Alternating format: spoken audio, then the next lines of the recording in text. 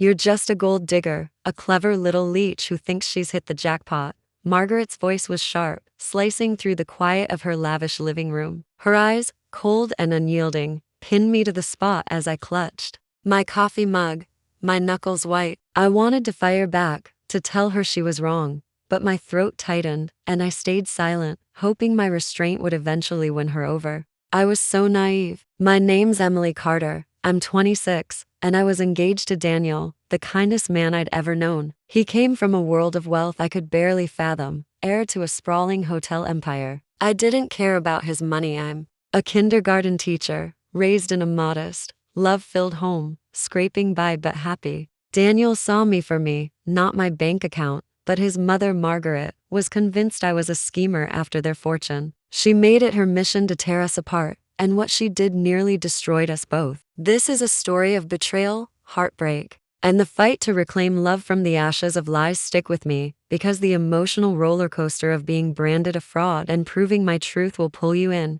And if you've ever been judged unfairly, this will hit close to home. From the moment I met Margaret, her disdain was palpable. It wasn't just her words, though those were plenty sharp, like when she'd remark on my simple dresses or how I wasn't polished enough for their world. It was her icy glares, the way she'd tilt her head with a fake smile, her tone dripping with condescension. Daniel needs someone who can navigate our circles, she'd say, implying I was too small town to keep up. I brushed it off at first, telling myself she was just protective, that she'd warm up. Daniel didn't see her cruelty, he only saw the doting mother who laughed at his jokes and called him her pride. When I hinted at her behavior, he'd say, "She's just cautious, Emily. Give her time." I wanted to believe him, so I swallowed my hurt, staying polite, hoping kindness would prove my worth. But as our wedding plans solidified, Margaret's attacks grew bolder. One evening, alone in their mansion's hallway, she cornered me. "You're not fooling me," she hissed, her voice low and venomous. "I know you're kind for girls who latch onto rich men like parasites." I stood there, stunned, my heart pounding. "I love Daniel," I managed, voice shaking. "This isn't about money." She smirked, unmoved. "Save it. Daniel's blind, but I'm not." Her words stung, but I clung to my love for Daniel, convincing myself we could weather her storm. I had no idea how far she'd go.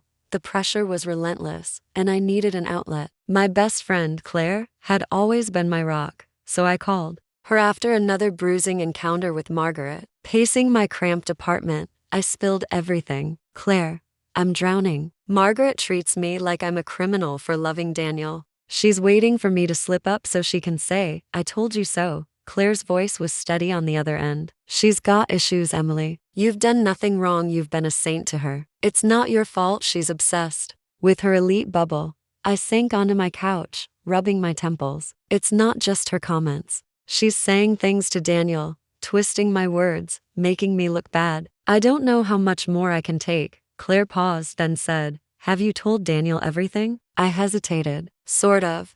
But he downplays it. He doesn't see her when he's not around." Her tone softened. "You need to be honest with him, Emily. He loves you. He deserves to know." I nodded, though she couldn't see. "I know. But what if it backfires?" Telling Daniel felt impossible. He was juggling his family's business, our wedding plans, and his recovery from a years-long struggle with alcohol. I didn't want to add to his stress, so I kept quiet, hoping I could handle Margaret alone. One night, I met Claire at our favorite diner, craving her perspective. Over greasy fries, I asked, "Am I overreacting?" "Margaret's been worse lately, like she's planning something, but I can't pin it down." Claire barely looked up from her phone, her voice flat. "I don't know, Emily. Maybe you're reading too much into it. She's his mom. Moms get weird."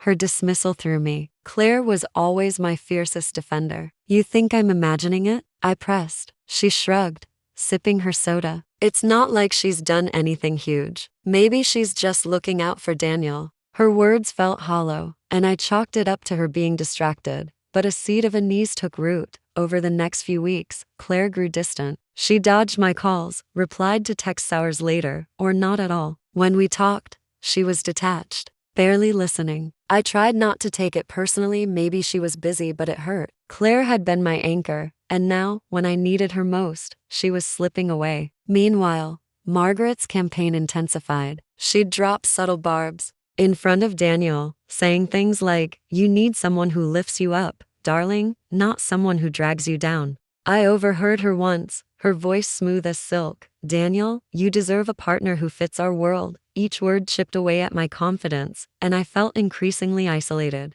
Then came the invitation that set everything in motion. Daniel mentioned Margaret wanted us over for tea. "She says she wants to try harder," he said, hopeful. "Maybe she's coming around." I doubted it, but for Daniel, I agreed. If there was a chance to mend things, I'd take it. Walking into Margaret's opulent home, my stomach churned. Her smile was too perfect, her greeting too warm. Then I saw Claire, sitting on the plush sofa, sipping tea like she owned the place. My heart stopped. "Emily," she said, feigning surprise, but her eyes flicked nervously to Margaret. Daniel looked puzzled but didn't react. "What's going on?" I asked, voice tight. Margaret's smile widened, predatory. "I thought it'd be nice for us all to chat. Claire's been so helpful lately." The air thickened, my instincts screaming. "I didn't know you two were friends," I said, looking between them. Margaret's tone was casual, but her eyes gleamed. "Oh, we've crossed paths. Claire's been a dear, always looking out for Daniel."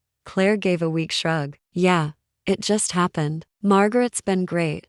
My stomach twisted. Something was wrong, but Daniel sat oblivious, sipping his tea. Margaret set her cup down with a delicate clink, her voice light but loaded. "Since we're all here, let's clear the air." "Claire, why don't you share what you told me?" My pulse spiked. "What are you talking about?" I asked, voice shaking. Claire fidgeted, then looked at Daniel, her face grave. "Daniel, I didn't want to say anything, but I can't stay quiet. I saw Emily with another guy." The room went silent, my heartbeat thundering. "What?"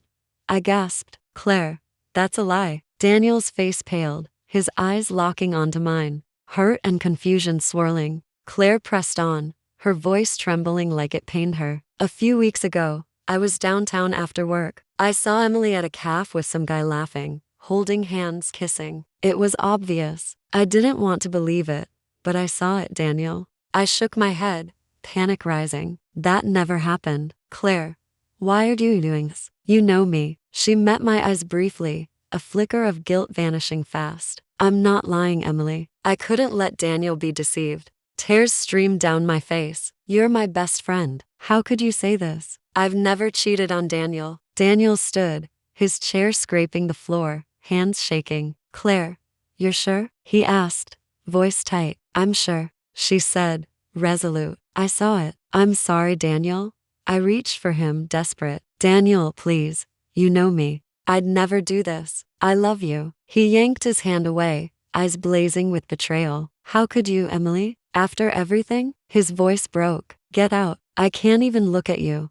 My legs buckled, my world collapsing. I looked at Claire, begging for her to stop this, but she stared at her cup, silent. Grabbing my bag, I stumbled out, tears blinding me, Margaret's smug gaze burning into my back. The next week was a haze of agony. I called Daniel endlessly, left voicemails, sent texts, nothing. I showed up at his apartment, knocking until my knuckles ached, hearing him inside, but getting no answer. Each rejection crushed me. I tried Claire too, desperate for an explanation, but she ghosted me, her silence a second betrayal. I barely slept, replaying that tea party, Daniel's anguished face haunting me. How could Claire, my confidant for years, lie like that? And Margaret, her fingerprints were all over this, but I had no proof. I felt like I was drowning, my love for Daniel slipping through my fingers. Worse, I started hearing from mutual friends. Daniel was unraveling missing work, skipping his sobriety meetings, spotted in rough parts of town. The man I loved,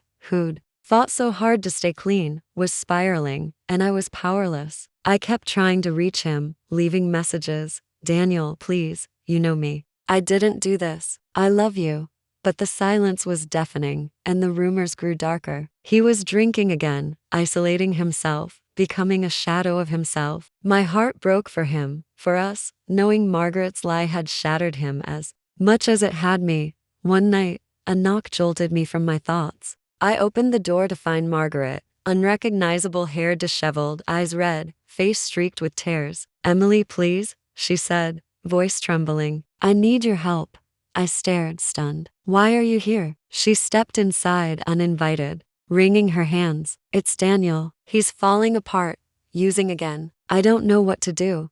I cross my arms, anger flaring. And you think I can fix it? You made it clear I'm nothing to you. She sank into a chair, sobbing. I was wrong, Emily. About everything. I've destroyed him and you. Her voice broke as she confessed. I lied. The affair. Claire, it was me. I paid her $100,000 to say you cheated. I thought you weren't good enough for Daniel, that you'd ruin him. I was so wrong. My chest tightened, her words confirming my worst fears. You paid Claire? I whispered, shaking. You destroyed us both. She nodded, tears streaming. I thought I was protecting him, but I broke him. He's lost without you. Even now, he talks about you, calls your name when he's at his lowest. You're his reason, Emily, his hope. Please, help him. I'll tell him everything.